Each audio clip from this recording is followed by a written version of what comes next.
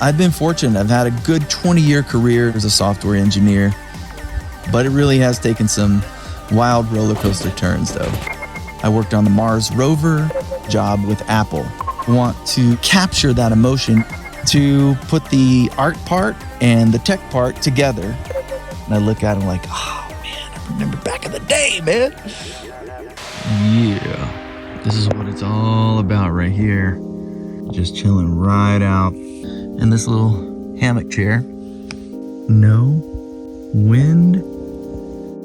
It's like 100% quiet. And boy, is it ever peaceful. Hey everybody, it's Brad here. I'm about to show you some talking I did in the woods a couple days ago, but I'd like to give you some context as to why I'd like to tell my story. Because if I don't, it will be lost to the ether. And I just like the opportunity to lay it down and record it somewhere so that I can share what happened. My career and life took some wild turns, and it's kind of an interesting story. Secondly, it gives some context to the other videos that I'm making and where I came from, what my interests were, how they evolved over time, and where they're going in the future. So it kind of informs you as to where Brad is coming from. So enjoy the story, and I'll talk to you guys on the flip side. I think for the most part, my career has gone really well. There are a lot of turns and tumbles, but it's gone pretty well. It did not go how I expected it would go, but it went. And I'm going to tell the story a little bit. Really got into computers through audio programs, and also got into computers through the electronic side as well, working on audio gear and putting audio systems together.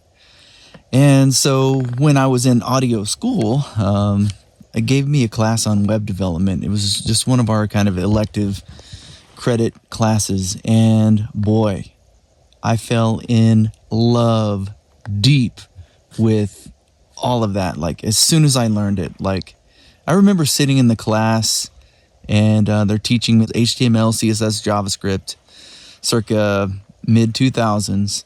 And I was like, wow, look what I can do with this. I could do that, and I could do this. And it was really at first a way to express myself, having my own website. Of course, you know, the class led to me putting together my own website and then another website for my audio business that I was running at the time, and just kept going and just loved it so much. I mean, I still get those same feelings that I had back then today, of being able to graphically put together something online and to make like an art piece out of it. You know, it's just to do something where it's complicated, it's kind of hard, and you got to go in and you're not painting these pieces with your hands, you're doing it by code. And I really enjoyed that aspect.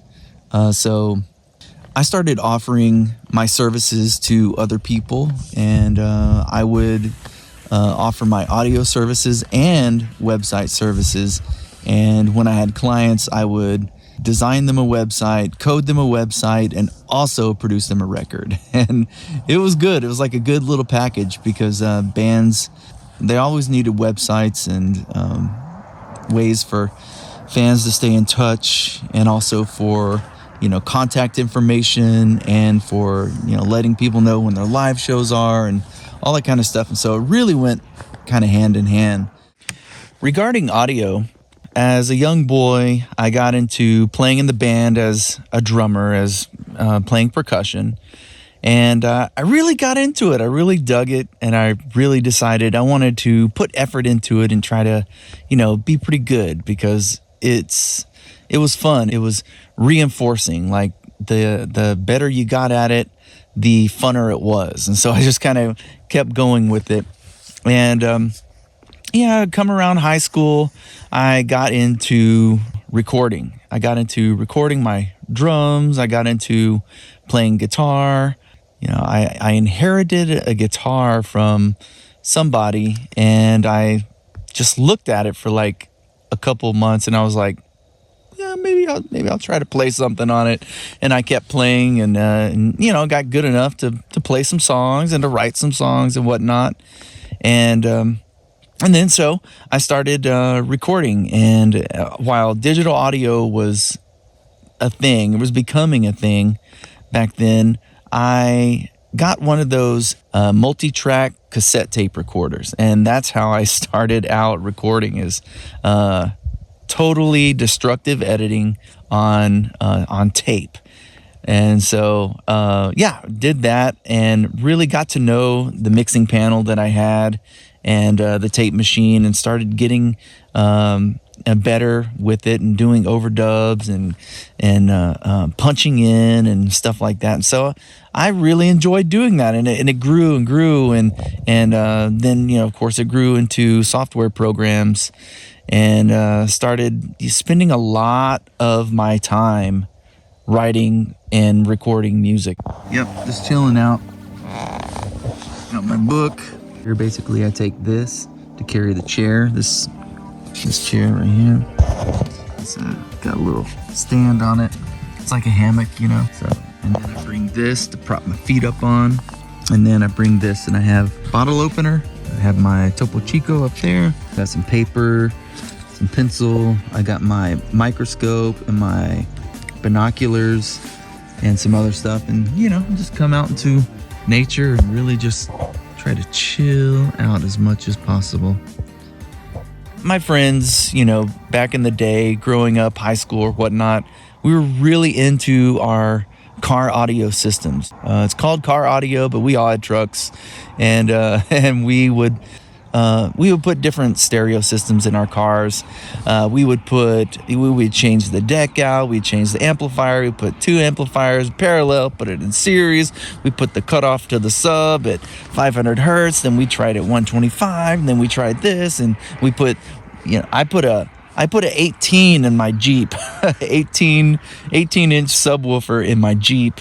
And, I had 210s in my pickup truck, and 212s in my Blazer. And, we just, all my trucks that I had growing up had a good sound system. And I like to install them myself because we liked to customize. And so that was a kind of a thing that we did. My grandpa and my father worked in auto recycling. They had their own shop. And, of course, it's auto. So we had crash cars that would come in. The cars that came in would sometimes have different stereo decks in there, and they would have subwoofers, and had all kinds of interesting audio gear in there. It's just like, it was a wonderland for somebody into that kind of stuff.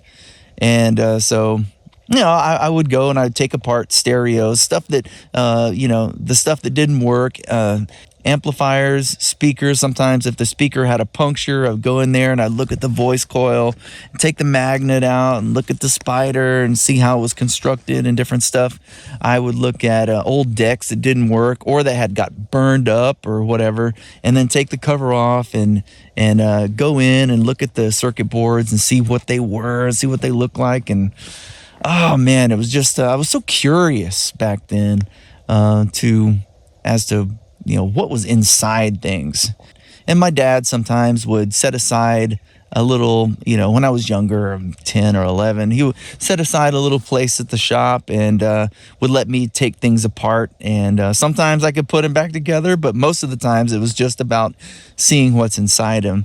And so I respected my dad and the people that worked for him and everybody. And I kind of, as a young man, I wanted to be useful. I wanted to, be respected. I wanted to do what they were capable of doing. And so sometimes I'd ask my dad for work. Could I help out and this and that? And so, he would set me aside a little place. He would say, can you take this piece off and put this other piece on? I'm like, yeah, for sure. Yeah. And I would get down there and start working. And I wanted to work. I wanted to be like the other guys, they're like my peer group, or the people that I looked up to 20 years older than me. And so, I just like to take things apart back then. And it was around that time that mom and dad bought me a little electronics kit. It was like a little all-in-one little platform with these little springy deals that you stick the wires in, and came with a booklet, and you could put all kinds of different circuits together. Anything from RC oscillators to tuners, radio stuff, different light series, digital logic, and all that kind of stuff. And I remember putting all that stuff together. And I still have that thing in my storage somewhere. I kept it because it's so meaningful. But occasionally I get it out and I look at it and I'm like, oh man, I remember back in the day, man. There's a Roadrunner. I love these Roadrunners. What great animals. Let's see if he's going to go on the road. Naturally, he would, right? Oh, he did. Awesome. And I got a job when I was a younger man at the drum shop. I played drums. I interviewed. I knew a lot about drums. And so I went in, I interviewed, and I got the job. And I am so grateful for that job. It was a dream come true at the time, and I love just immersing every day in drums. Oh, what a great thing. However, I was getting older, I was getting into my 20s and stuff, and I thought, man, I want to go back to school so that at least I can, do that while I'm young and get something. My first foray into college did not go so well. My major was graphic design, but I was a little immature, I was a little immature and a teenager when I went that first time. But it was okay. I didn't know what I wanted to do. And I got into a band and played with several bands. And then there was this one band I played with that really clicked, played around town, and we had lots of rehearsals, working on our music, trying to get better at performing it. And that was just tons of fun. And those guys, friends forever. Some of my best friends came out of that band. I just had such a good time back then. I felt like I had to go back to school. So before it got too late, I just wanted to get my degree in something. Ended up going to school at Full Sail University in Florida and getting a degree in recording arts, and also called audio engineering. And so learn how to run boards, learn how to run live sound systems, learn how to run gear in the recording studio and what each piece of the gear does, and also how to edit and mix tracks and work with the digital counterparts of that gear.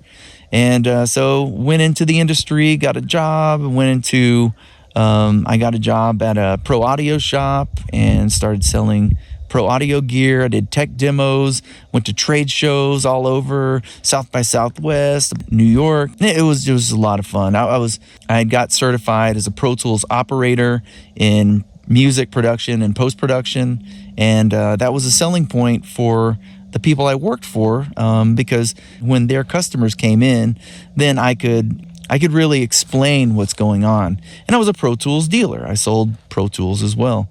It was great. I really, really enjoyed doing all that. Like, look at this tree right here. Just the way that it silhouettes the skyline. Just to look at its intricacies. And when the leaves blow, just to watch them blow, contemplate, what is life? Or whatever you want to contemplate. Yeah.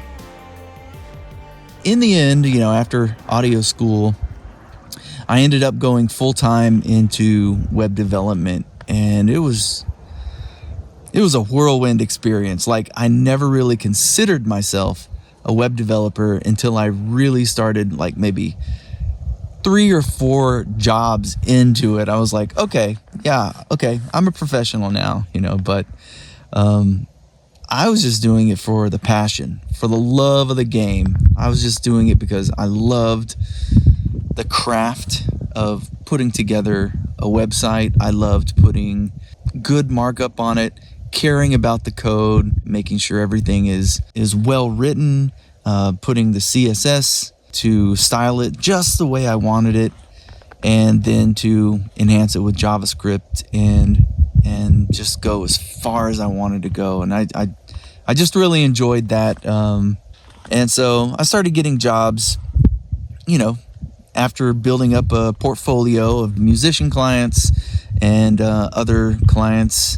Back in those days, like before 2010, you could submit your portfolio and a little ditty about what you do online, and then people that were looking to hire you would check out your portfolio and then give you a call if they liked you. I got a bunch of calls, went into it, and got a lot more clients. It was really, really a great time. And I did both traditional web development, HTML, CSS, JavaScript, and Flash development for people, and grew my portfolio in both disciplines. And then, sooner than you know it, I was living in LA at the time, and there's a lot of advertising firms in LA. I got into the advertising space, and I got into basically predominantly writing Flash for those firms. Got in, did a bunch of integrations. Oh my God, it was just so much stuff. I worked at probably 30 different shops and worked for big names: Ford, McDonald's, Gillette, WB, Warner Brothers, Sega, Bungie, Activision, a lot more that I can't think of right now. Did a bunch of integrations for those guys. Flash games, ads, puzzles, quizzes, microsites for their brands and for their products. And then as things went along, Flash died. I'm sure but Flash was just such a great technology, except for it did have its flaws, and it's justified that those went to the wayside. But Flash set the tone for the modern web. I mean, if we didn't have Flash, it would be a lot different. A lot of great things were done back then, and there was a big community around it, and I missed it for a long time. But it was the heyday for that kind of stuff. Wild websites with lots of animation, and that's what I like best doing to this day.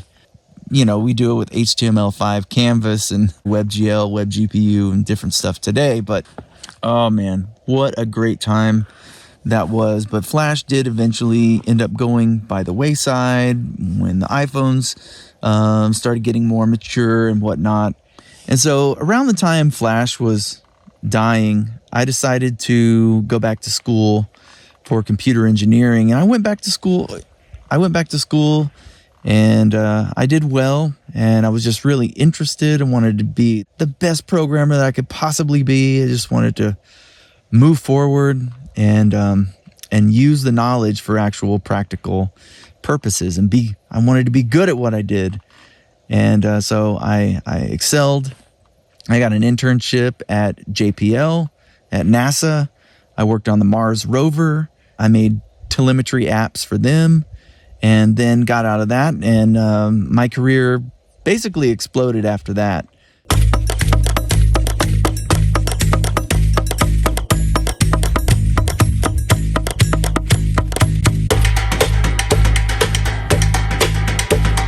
And then I went back to traditional web development. HTML5, CSS3, JavaScript, went back into it. Lots of people were hiring back then. I got jobs with advertising firms. I got jobs with banking clients, with big business, big corporation, enterprise software, and basically stayed in enterprise software for a good while. A lot of the 20 teens. I had innovated for a company. I got a US patent for software. I wrote some other software that I'm really proud of, audio compression algorithms and general byte compression. And it was just one of the times I look back on my life, and that was just really a great time in my life. And that was good until the great JavaScript framework wars of 2015. I don't think that's really a thing, but that's what I call it. It's like everybody wanted to do something different, and JavaScript was evolving, and I don't blame anybody for it. It was just kind of the way it shook out. But JavaScript just evolved and evolved, and there was a lot of directions that it was going. And people were like, oh, have you tried this? Have you tried this? Here at this shop, we use this. Oh, you guys use that? How's that? Or whatever. Nobody was using the same things. Well, at least there were like 15 like major frameworks or libraries that people were using. It was crazy. And so at some point I said, I've had enough of this. I want to kind of go over to something that is stable. I considered just moving permanently over to C++. But I programmed some Objective-C, some Apple apps, and then Swift came out. And the more it evolved, the more I looked into the language, I fell in love with it. Man, I love Swift, and I still love Swift. I still love Swift to this day. I decided that I was going to plan my escape from the JavaScript chaos, the web dev sphere chaos, and move over and be a Swift developer, Mac and iOS. Because I already loved the Apple ecosystem and wanted to really go further with that anyway. And so I started digging deep into it. I quit my JavaScript job. I was burnt out, and I told my boss, I want to quit. And he was like, you want to quit? I said, yeah, I want to quit. And so here's my resignation. I just quit, and I spent the whole next year diving deep into iOS and Swift. Just as much as I could possibly do. I wanted to become as expert as possible. And then so I went for interviews after about a year and did a whole bunch of interviews and did well. But I ended up taking a job with Apple. I moved and I lived right across the street from Apple's campus where I worked. And I just went right across the street and went to work and went back home and did that for a long time. Really enjoyed it. It was great to be on Apple's campus and contribute to that project. And then the pandemic hit. And whoops, our R&D projects at Apple kind of fizzled out, and I got another job.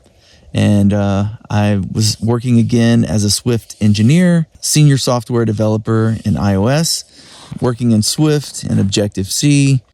I've been fortunate. I've had a good career, good 20-year career as a software engineer, but it really has taken some wild roller coaster turns, though. But I still continue to program the web.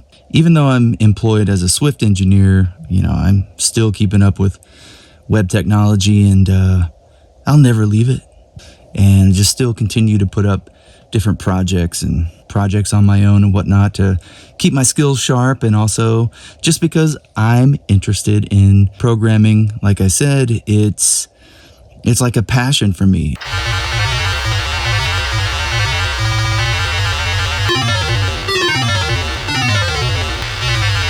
Stuff, and this is just it's how it shook out. I mean, it's just how it shook out. I followed my interests. My parents were supportive. My friends around me were supportive, and I just followed my interest, and I think it worked out. I mean, I would suggest for people to follow their interest, but if you're going to follow your interest, just get good. Just try to get as good as possible at it so that you have a marketable skill. And it is worth it to follow your interest to some extent. I have my preferences of feelings that I like to feel when I hear music. And so I take that into writing and recording music on my own. I try to pick out the things that inspire me, and I write that. A lot of the times it will be I come up with a beat and I layer tracks on top of it. I figure out where the song can go. I have to define the chorus to be hard-hitting and emotional. Otherwise, the song it's not worth doing the song. I guess the best way to describe it is just I know what I like. Let's see, I'm walking down the street, left, right, left, right, left, right, da-doom, da-ding, doom, da-doom. Ding, da-doom, da-ding, doom, doom, blang, blang, blang, blang, blang, blang. or something. And I maybe when I get home tonight, I'll try to put that together, and then play something on the keyboard, play something on the guitar on top of that, add a nice hip bass part to it, and then play some drums on top of it, or program drums. And I usually use soft synths now, and I program all that stuff on top of it after I've kind of defined what I want it to sound like, and I just keep going. And as I go, the parts really just unfold, because I know what I'm going for, and sometimes I go down the wrong path. I'm like, let's come back off of that, and then I'll go down the right path, and then it just takes a lot of time to define really what it is. And if you listen back to my music, there are a lot of commonalities. A lot of my music is drum inspired. Making music to me is almost like caching a memory. Like, me making a song stems from an emotion I had, and I want to capture that emotion in the song, and later when I go back to listen to it, I can relive that emotion. So music does play that role for me. In the old days, I grew up listening to Chick Corea, Dave Weckl, John Patitucci, went to see them several times.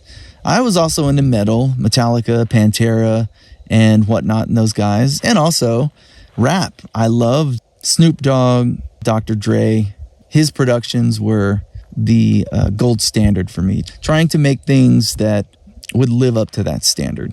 And of course, James Brown and his two drummers, Clyde Stubblefield and Jabbo Starks. Those guys, legends in drumming. Dennis Chambers is another one. And also game music. Game music from back in the day really inspired me. I think because it imprinted the emotions on me in playing the game. And that magic is what I am chasing now. And make the music for games and make the sound effects for games. I want to make these magical experiences that other creators of games have given me. I had an Etsy store, and I sold drums. I made and sold drums. I made drums out of poplar, pine, oak, from little 2-inch drums all the way up to about 20-inch. And so I did that for a good while, and it was kind of a side thing, but I really loved making the drums.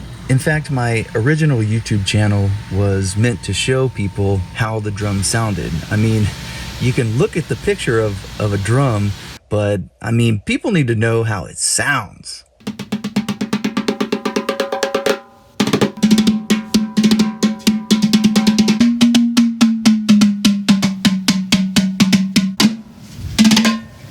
It combines two of my passions, woodworking and drumming. I like building drums, I like playing drums, I like finding new ways to make drums, finding new ways to play drums, finding new things to play as drums, and I love the whole ecosystem. I put rawhide skins on it, and it's kind of an ode to the traditional drums that our ancestors used to play. The staves that I used for the drums were cut in a way that they made polygons. Some were decagon, some were dodecagon, some were octagon, some were hexagon. And so I just adopted the name Hexagon. I mean, hexagons are like the perfect shape. They tile, they look cool, and they're found in nature. Using hexagon in the name just marks my admiration for the shape. And then Craftworks, because it's woodworking, it's arts and crafts. I made paintings, traditional paintings on canvas, and also wood carving. I kept having output, and I would make one and then make another, and I would make my various artworks, and decided to open a Etsy shop and sell, sort of a outlet for my work. It all really started when I started getting creative for the backgrounds for my sites and apps. And like, for instance, instead of putting some sort of digitally generated horizontal bars or something on a background, I would crumple a piece of paper, like a brown paper bag, and I would put it on the table, get the lighting right, take a photo, and then use that for the background. And that was a lot of fun doing it. It's a lot of work, but it's a lot of fun to do little things like that. And it kind of makes the whole process a little more fulfilling. And hearkening back to my childhood when I used to wood carve by the lake, part of wood carving is just the nostalgia aspect. I remember doing it as a child, and I just really love it. And so I just keep doing it, you know. I like to do projects that are interesting to me. And those drums were certainly some interesting projects to me. So that was a good era for me. And now I still make projects, and that's part of what I'm going to post. The nature of the videos that I'm going to post is working on projects.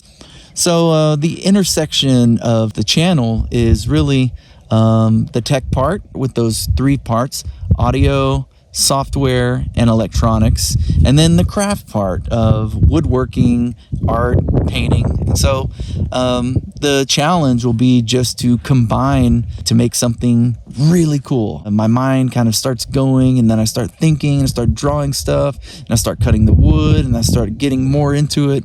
And it's just that emotion juice. It's a feeling that's hard to describe. It's kind of like I'm just propelled to do it, and I just want to do it. And now here we are. So that's what I have to look forward to, is just defining projects that I think are interesting to me, and then trying to figure out how I'm going to do them.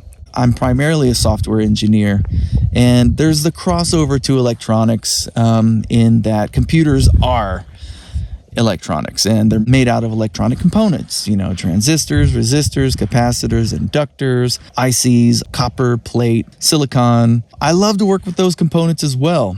I have my own little amateur electronics lab that I work on. One thing I can do is write code, so I use microcontrollers.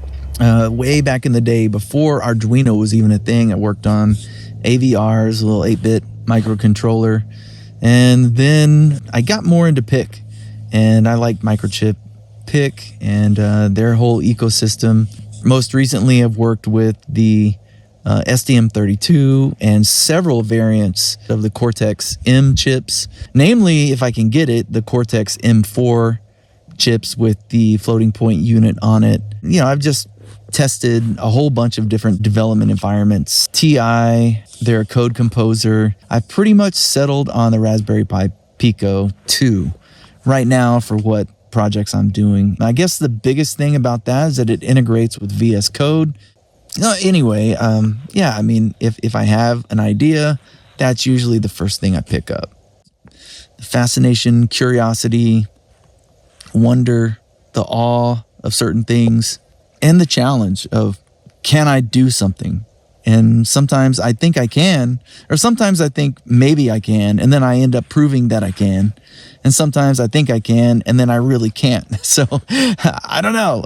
Each project is really different. A common theme in my project is I go a certain direction, I hit a wall, and I have to back off a little bit and go another direction. And that's fine with me. That's actually part of the purpose of doing it, is number one, you get better, and you know better next time. And number two, you gain experience. And number three, it's the journey. It's the surprising moments in doing that where you're like, wow, I can't believe this happened. And then it happened, and then that's how the project went. So it's exciting, at least. And so that's why I keep doing it, because I like those surprising moments.